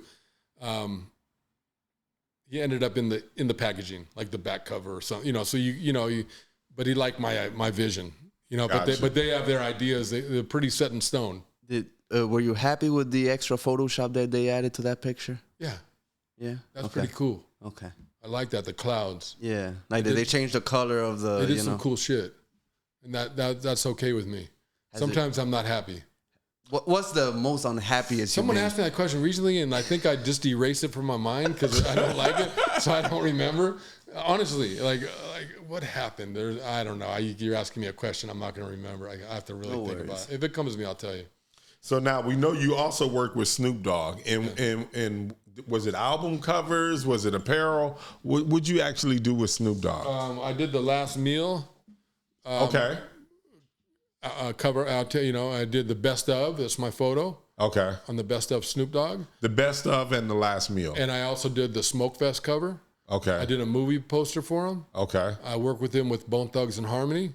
I worked with him a bunch. And then he also gave me a 2-hour interview like I talked about that nobody's ever seen. Give us a good Snoop Dogg story so people can kind of know him a little bit better. You know what's a really cool story is when so Warren G, I did the cover on 21st and Lewis, and we did the alley. Then we all met at VIP, and fucking Snoop pulls up with a fucking fro and a white caddy.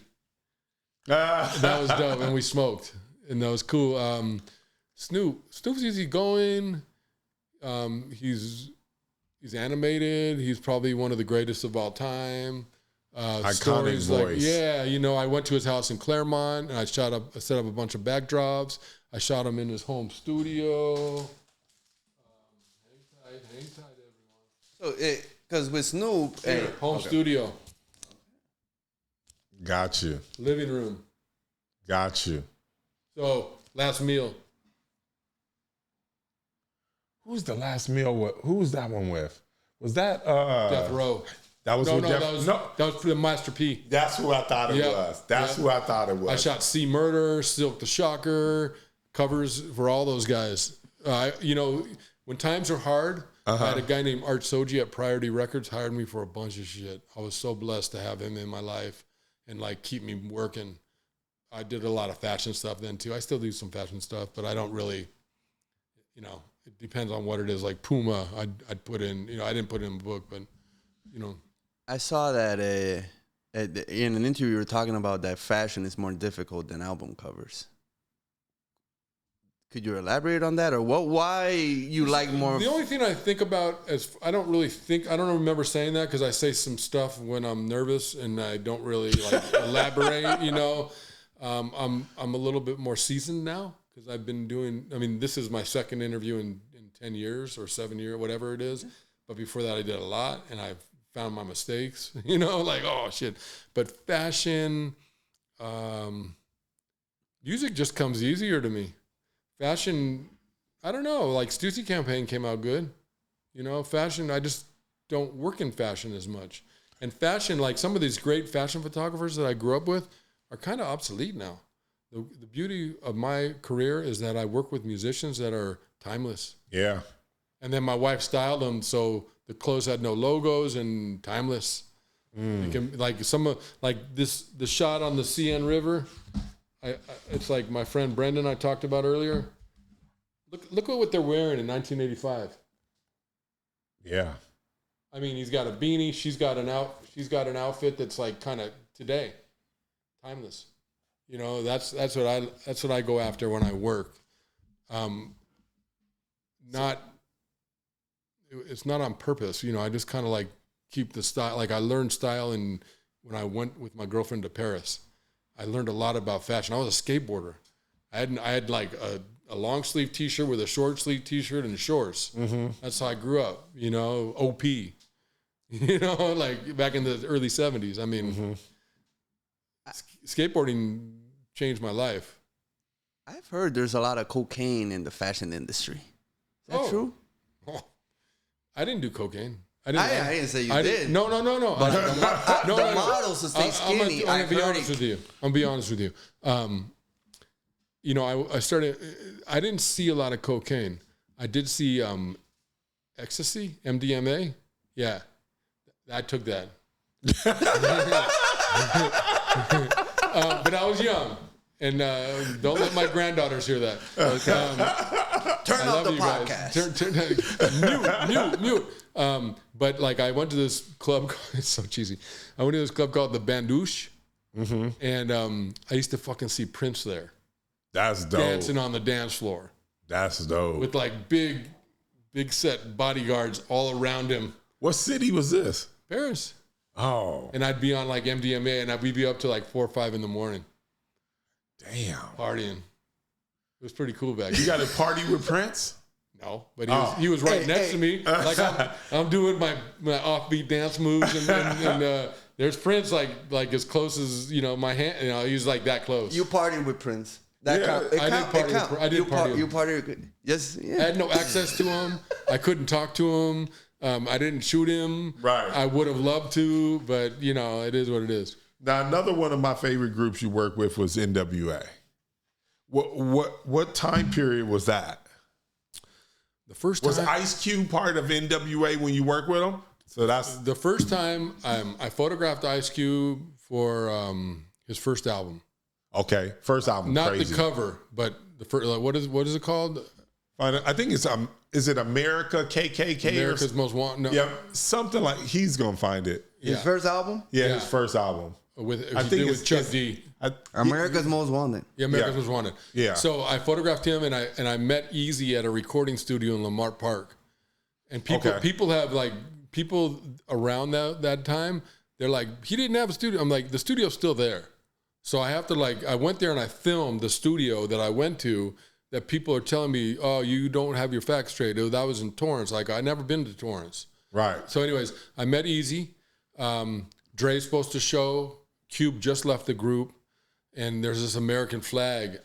But he showed me around his studio. In the book, you can see the studio. It has shag carpeting. It has his gold record, NWA. Okay. So, and he played me America's Most Wanted? No. 100 Miles and Running. 100 Miles and Running. So he played me That's crazy. He played me that before it was released. So that's when Dr. Dre was definitely still in the group with them. Definitely in the group. Yeah. And so I photographed them there, and he was so cool, Eazy. Just a fucking great person to, you know, again, I'm nervous as fuck, and I'm like, you know, my anxiety level's off the chain. You know what I mean? Like to meet Eazy, your hero, your fucking hero. Right. It's like, look at. So here's the American flag. Well, I'll show you. There's the gold record into the studio. Okay. And this is them sitting in the shag carpeting. Got you. It's in the book. And then that's the studio in Lamar Park. Yes. That people say I wasn't at. And then there's one of the shots. Oh, that's killer. That is killer. Yeah, and then thank you. Appreciate it. I love it too. That's an awesome pick. Yeah, and then later on, NWA, I did some cool ass shit with NWA. Oh, I think I brought it. Let me see. Oh, here. So then I got hired to do this one. Okay. That's the Devil's Chariot in the old 6th Street Tunnel. And on the back, they did outtakes. Now really you got this album cover. You got to give us a cool Eazy-E story. So I was hired by The Source to do the Rappers and the Rides I told you earlier. I did with Ice-T and Eazy. Mm-hmm. And I pull up to his spot, and he wasn't there. So I broke out my skateboard and because I was a skater. Right. And I was fucking around in the parking lot. He pulls up in his new BMW, like 600i or whatever. It's like really a popular BMW. Right. CS, whatever it is. And he pops his trunk and he pulls out a board that, and it was his board. Cause like in my first book, I go, oh, you posed with my board, but that wasn't the fact. Cause my assistant told me, no, that was in his trunk. And then I remembered, cause you say something and, but that's his board. And this is the shot. It's not the BMW shot. Oh, there they are. There's the BMWs right here. This row and that row. There's wow. 4 shots in there. And down there. So I put red filters and I did, this is all raw. So, but I show people the chromes on how I did it. So Eazy breaks out his deck and he's got the LA, I think he's got an LA hat. He's got the Carhartt jacket. He's got the 22, 38, whatever it was. He's got the Cortez sneaks. And he's a skater. Snoop was a skater. We were all skaters, and people didn't realize back in the day. I did not know Snoop was a skater. Snoop skateboarded. He talks about it in my interview. He said he wasn't great, but he did like click clacks. He said, and he jumped the curb like we all did. Right. We were all influenced early on by skating. Skating was a big part of our growing up in the 70s. I always wished I could skate, but I was too chicken shit to like fall. I never had good balance. I definitely tried to skate, but that fall and that little rock that took you down was just too much for me. Dude, I had a hip replacement already. Dude, yeah. From skating? And a lot of my friends have. Yeah. That little rock, that little bitty old rock. Motherfucking rock. Yeah, that rock would kill you. It's the worst. And I remember I'm going down the street with my fucking computer and I skated. I just stopped recently because I hurt my ankle, whatever. Hit a little fucking rock and I flew and I saved my computer, but you roll. You learn how to roll early on and yeah. Oh, how to fall? How to fall. So I saved my computer. I never got that lesson. I was falling terrible. Yeah, you learn how to roll. I mean, I still, it's my balance, my equilibrium's a little off sometimes. So I get low and boom, I'll fucking fall backwards. I've done, not lately, but I've done it a couple times where I roll. I just roll on my back and people are like, what the fuck is going on? Like, with the camera in my hand, I'm shooting, I'm getting low and I'm getting that good shot. And then boom, I lose my balance and I'm on my back. Now I'm looking on your list, man. I used to love King T. Oh, King T. One of the greatest underground hip hop of all time. Bass and all that stuff. Let me see. Here's some King T right here. So I first meet King T at 110th in San Pedro, I think it was. Okay. At OG Charles Clayton's the car club, the president, and we did. Well, here's Lifers Group at Rahway Prison. Oh, that's a real prison? It's a real prison, New Jersey. And all those people are 25 to lifers. Wow. And this was, remember Scared Straight? When I was a kid, there was a program called Scared Straight. I seen the TV show. So these are the guys. they, good behavior. They got a band room. And so here's King T at Charles Clayton's. Okay. It's one of the singles. He's holding a little low ride. It's pretty cool. Man, give me a and King then here's him hitting switches. Okay. All my shots is dope. And I just started collecting some of my old records, and I found this, and I'm like, oh, they used all my shots because I love this shot. It's in my book. But I didn't see them use them all. Gotcha. Until recently. And then here's another King T. The porch. There's like a 59 or 57 Chevy. Oh, and here's the cover. AMG. Here's the cover. Wait a minute, which AMG album is that? Ballin' Out of Control. Okay, I don't know that one. I remember he had one record. That's downtown. Yeah. That's downtown LA. Bitch better have my money. Bitch better have my money. AMG, that song is still crazy. That shit go hard. That's still number one in the club. Hey, that shit go hard. And that's quick. Bitch better have my money. Oh, man. That's quick. And there's me in the rearview mirror of the truck.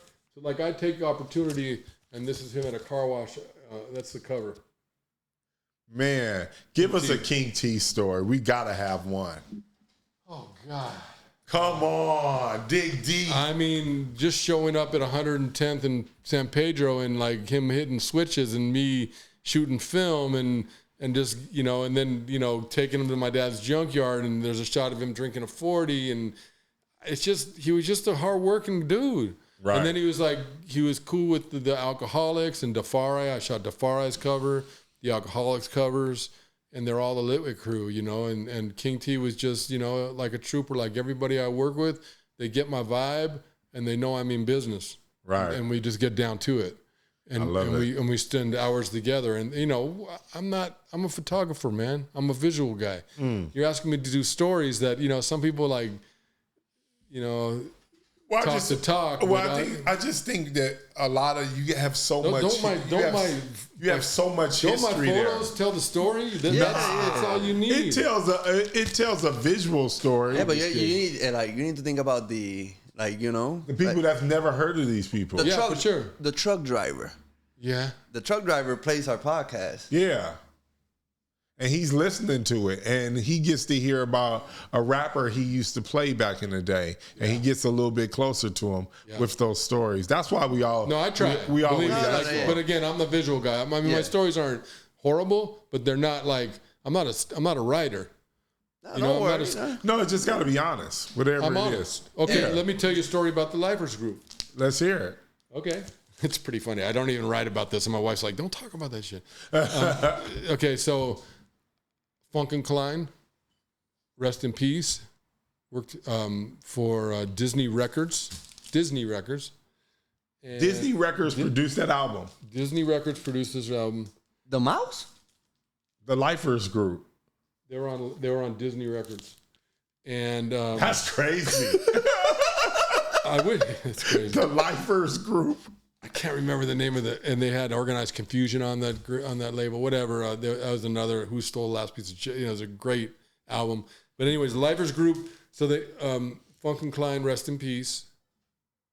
I'm trying to remember the record label, but it's slipping my mind. But it was on Disney Records. It was, you know, subsidiary of Disney. They flew into New Jersey, and I had to go. There was a certain time limit to go into the prison to deal with everybody. Surprised. It's in my book. Shit. I'd have to refer my book. It's okay. So we're inceptioning the idea to the audience. So it'll come. So I arrive, and this guy shows up. He's the warden. That's the warden? That's the warden. He shows me all the shanks. Wow. That he's confiscated over like 25 years of work in the prison. And he said, we have a certain time period. If we don't get the shot, then we're okay. So I arrive, right? Just a real stupid, funny story. I had a hangnail on my toe from wearing tight shoes. You know, you get a hangnail and you can't wear So I had to go to my first time ever at a nail salon to dig that shit out on my feet.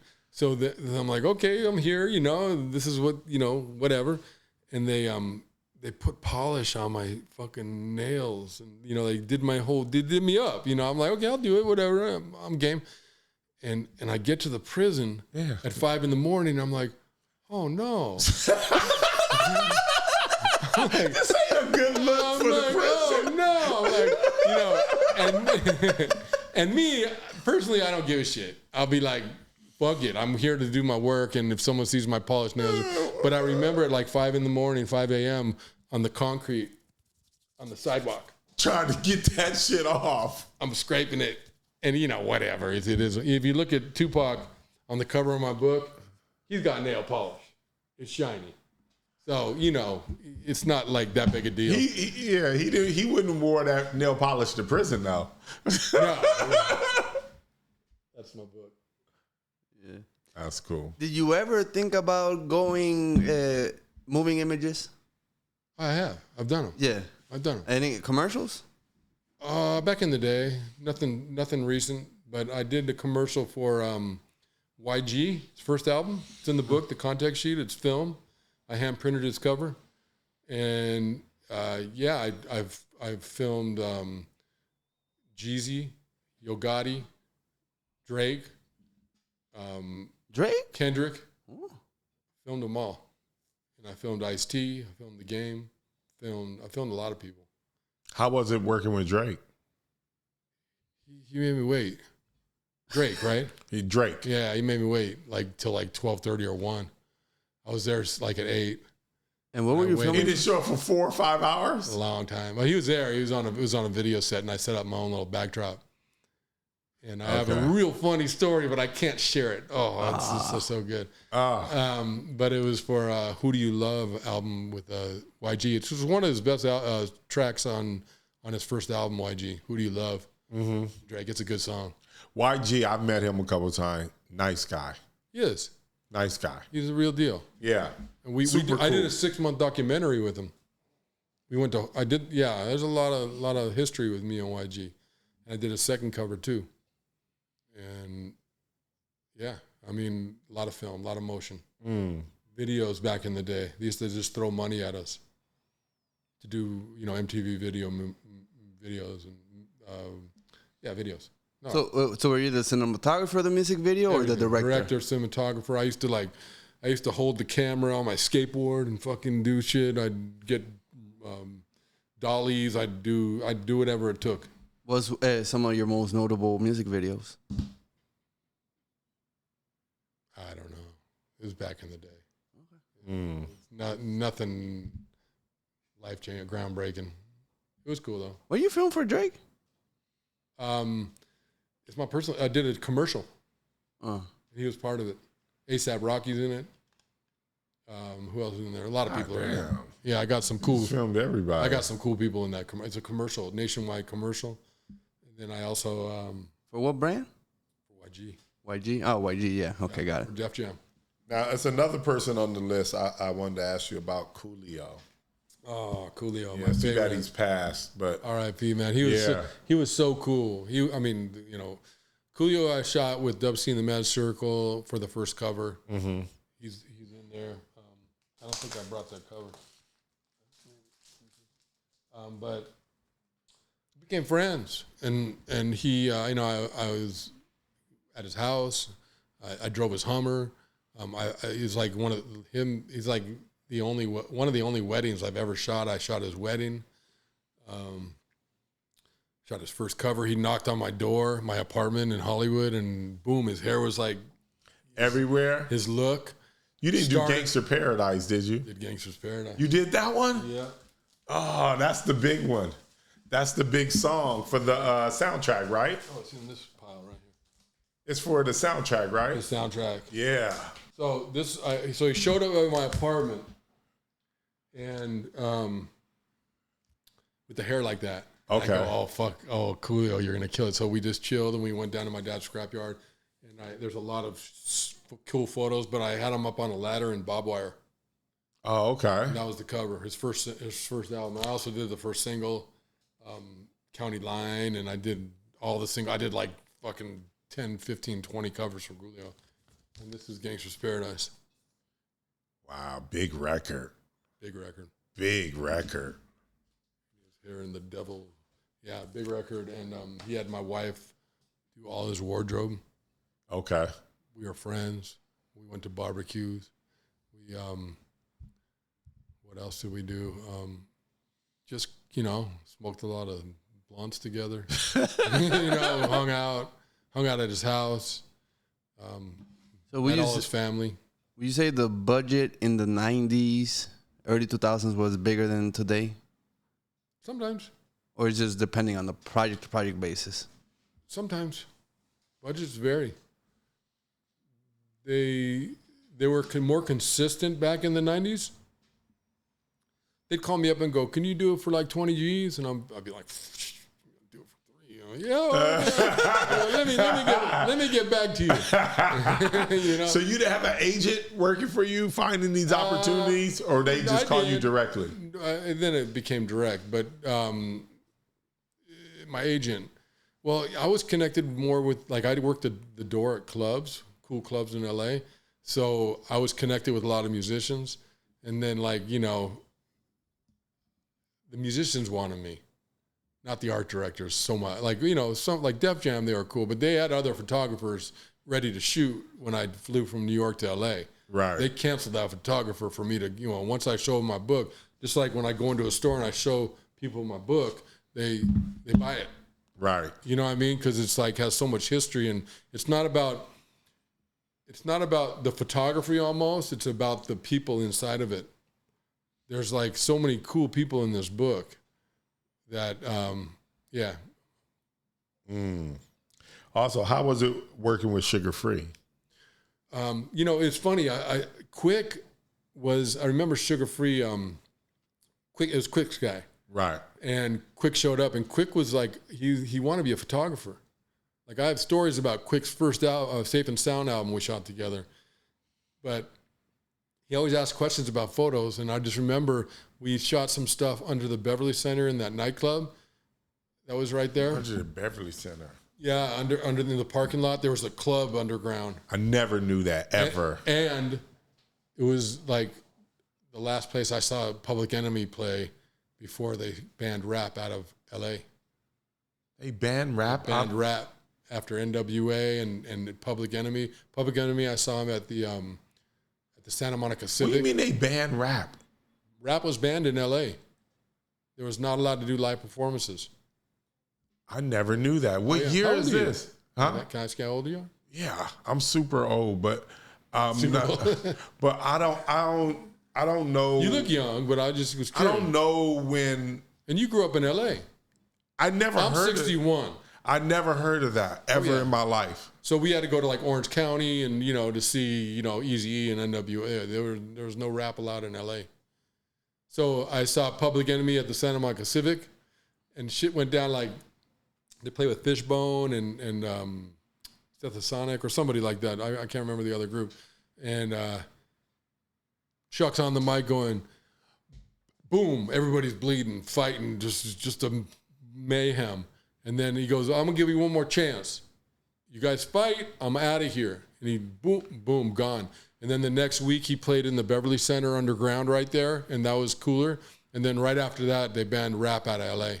So it might have been in 89, 88. Google it. See when they banned rap in L.A. And, yeah. And then, like, all that parental advisory, you know, from Gore's wife. Didn't she start making people put parental advisory labels on albums? This little label right here. Oh. That's when that happened? Yeah. And that's around the same time when they banned rap out of L.A. Like, rap was, like, coming in like a freight train, and they didn't know how to control it. And look at it today, 40 years later. It's like... You see that? When they banned rap? What year was it? 1988. There you go. I'm not far off. God. Yep. So I saw that show at Universal Amphitheater, and I got that shot of Ice-T back outside on the stairs. Uh-huh. And then, you know... one of my other like all-time favorites, Boogie Down Productions, played that night, and Rakim, another favorite, Biz Markie, you know, Kool Moe Dee. Who else was there? Dougie Fresh. And that was in 88. So that's when rap started snowballing. Right. And then after NWA they didn't know how to control, you know, we were wild back then. You know, the Rodney King riots and all that shit. It was like a really, it was a revolutionary time to be alive when rap was banned and all that shit went down in L.A. You're trying to pin a murder on OJ that he didn't do. Yep. And then there was a gnarly earthquake that, you know, scared everybody, and L.A. was it was like a ghost town back then. It was like an earthquake, the riots, and it was like the best time to live in L.A. Right after all that stuff. And you also did Yo-Yo? Yo-Yo showed up at the studio, and she's like, I know you're friends with Cypress Hill.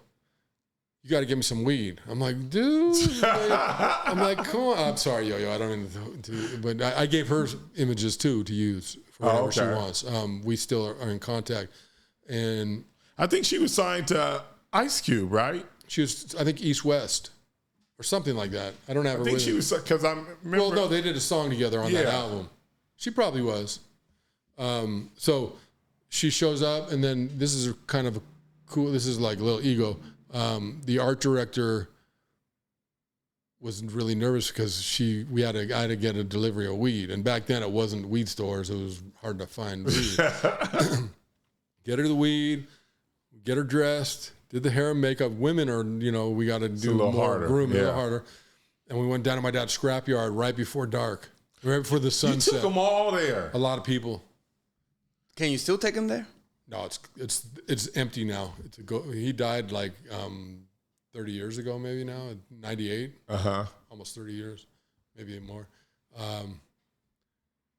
No, like 28 years ago. And yeah, I took a lot of people there, but I took them around the neighborhoods too, because I didn't do the same position. Yeah.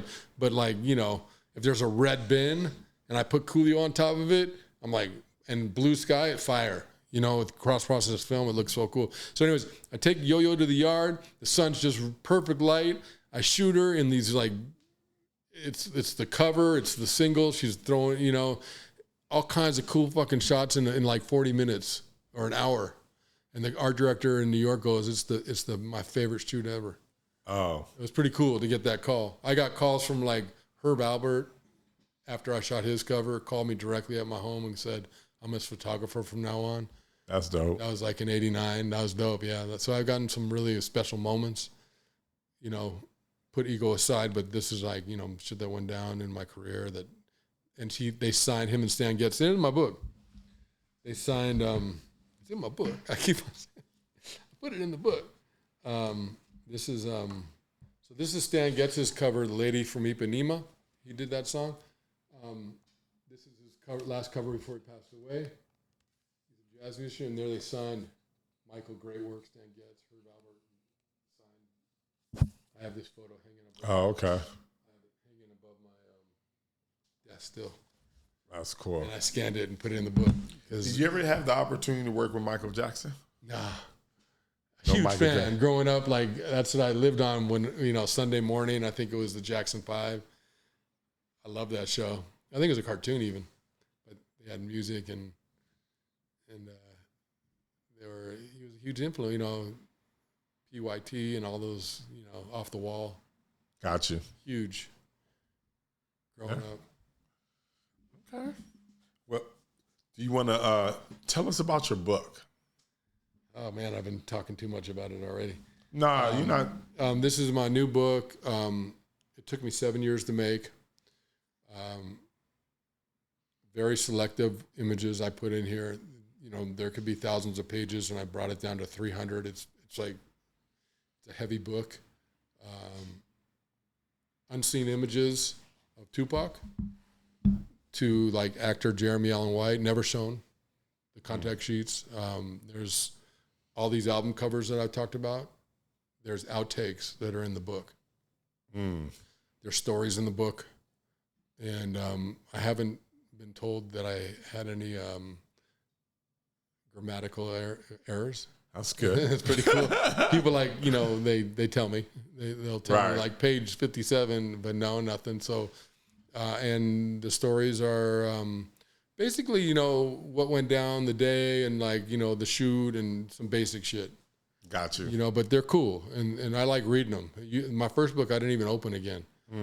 But this book, I like opening and reading, and the forwards by Chuck D. What more do I need to say? Wow.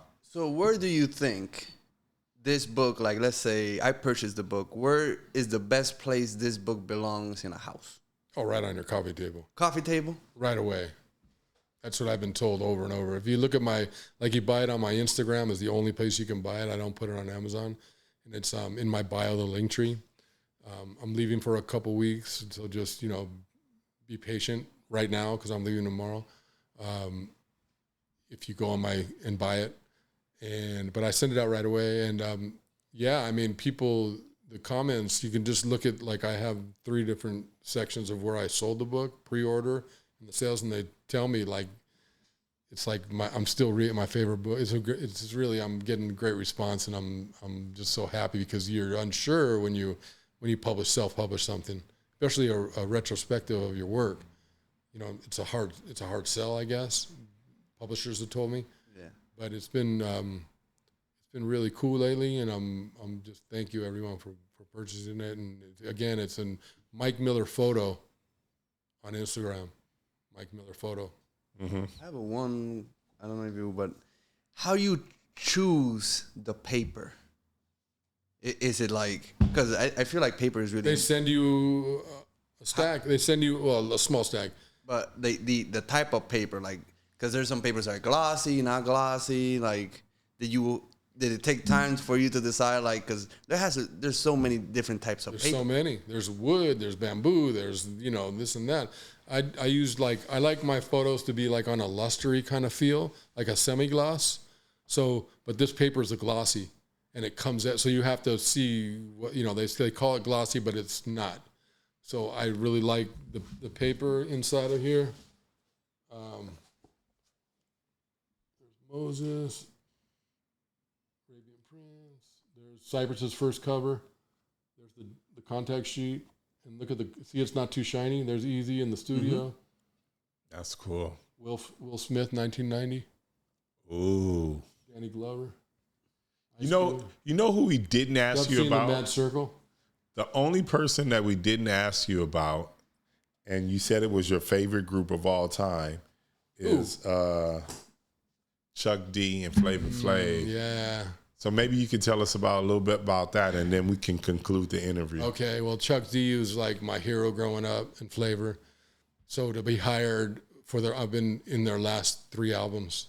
So to be involved with that, they just flew me to Memphis, and I shot him at the Stax Museum. When was this?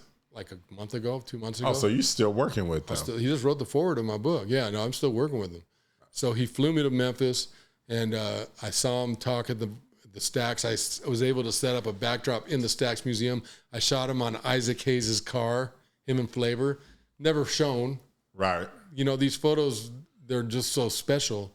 So I have Flavor and him on the gold-plated car inside the museum. Stax Museum. Stax is like one of the greatest record labels of all time. And so we shot there. We shot outside. And then I went on stage with them. They go, Mike, will you stick around? So I helped help film the video, his last video. And I helped video State of the Union. I was there, and I shot him. And that's in the packaging as well. So we're in Memphis on stage. Flavor's like playing the bass on the drums, and he's like just killing it. And Chuck shows up, and you can see why he's so special, because his voice is it's just on rehearsal. You're just like, oh, look at this guy, man. He hasn't missed a beat. He's spot on, and it's just an honor and a pleasure to work with Public Enemy. Right. Now, I've been asking you for stories. Since it's your favorite band, you got to give us a Chuck D story or a Flavor Flav story. Well, I think I already did. Like the Santa Monica Civic. Oh, the fight? Yeah. The fight. That was huge. And then seeing him underneath at the club. And then, I'll tell you one thing about Chuck. Okay. And 2 things. One thing, Flavor is just working with them last month or 2 months ago. They're so humble, and they're so genuine and so kind and so easy to work with and so motivated and positive. Right. And like and Chuck D is one of the nicest people I've ever met. Wow. He's that special. He's so good, and he's still so. I see him do. He had a book, and I went to the museum over here at the Broad Museum. He had a little reading, so I've been showing up for him if I can, if I'm available, and he remembers me, which is like a shock, like, oh, okay, because sometimes you just feel, you're the photographer, you're invisible. Right. You know what I mean? So to have Chuck recognize me is like a very important part of my career. Huge. And writing the forward is like, that's like cool. I said, you turn 3 pages and you're done. You don't need more of the book. What he wrote about me is like really special to me. I'm really lucky. And he's just, like I said on stage, he's just like, he comes off like, his voice is amazing. Fight the Power is one of my favorite records. I love that record. I love Nation of Millions. Yeah. That's when rap got banned out of LA. Man. And Yo Bum Rush the Show. Yeah. Is that right? Yeah. Yeah. Those are all the albums are classic amazing. records. They're classic records. And, and there's something that I still have the CD. Like, we were doing an interview the other day. Like, this is my second one. And they go, do you have any CD tape? I was in my studio. And I pulled out a pile, and boom, there's KRS-One's tape, and there's Public Enemy's tapes. That's cool. All their albums, because I was huge fans. So I've been a fan of hip hop since when K-Day brought in Greg Mack, the Mack Attack. I love it. Do you remember that? Mack Attack? You don't remember Greg Mack on 1580 K-Day? I remember K-Day. Yeah. Because I'm from LA. Yeah. So K-Day was on AM. And they used to play like R&B, soul, and then disco and like funk. And then Greg Mack took it over, and it was the first 24-hour radio, hip-hop radio station in the country. I didn't know that. It's huge. Okay. It changed my life. That's cool. Slick Rick, Big Daddy Kane. They played everything. Man, thanks for stopping by. Oh, my pleasure. Man, it was awesome reminiscing with you. It's awesome, man. It's great that I have the opportunity to meet people like you and you guys and come and talk about the history of hip hop. Man, I want to hear what you're going to do with all these negatives. Please, someone. Museums. I want to put it somewhere. I talked to the Smithsonian about it. Oh, okay. You know, like, we got to put because my wife, it's overwhelming. There's so many. God. I mean, just Tupac alone's a box this thick of negatives. Wow. Yeah. So in the book, like the studio shoot I was talking about, which I don't really,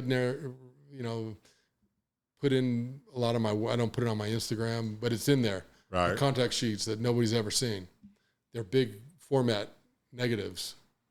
And they're in the book, and they're really cool and special. So go get that book, and you'll be able to see hip hop history.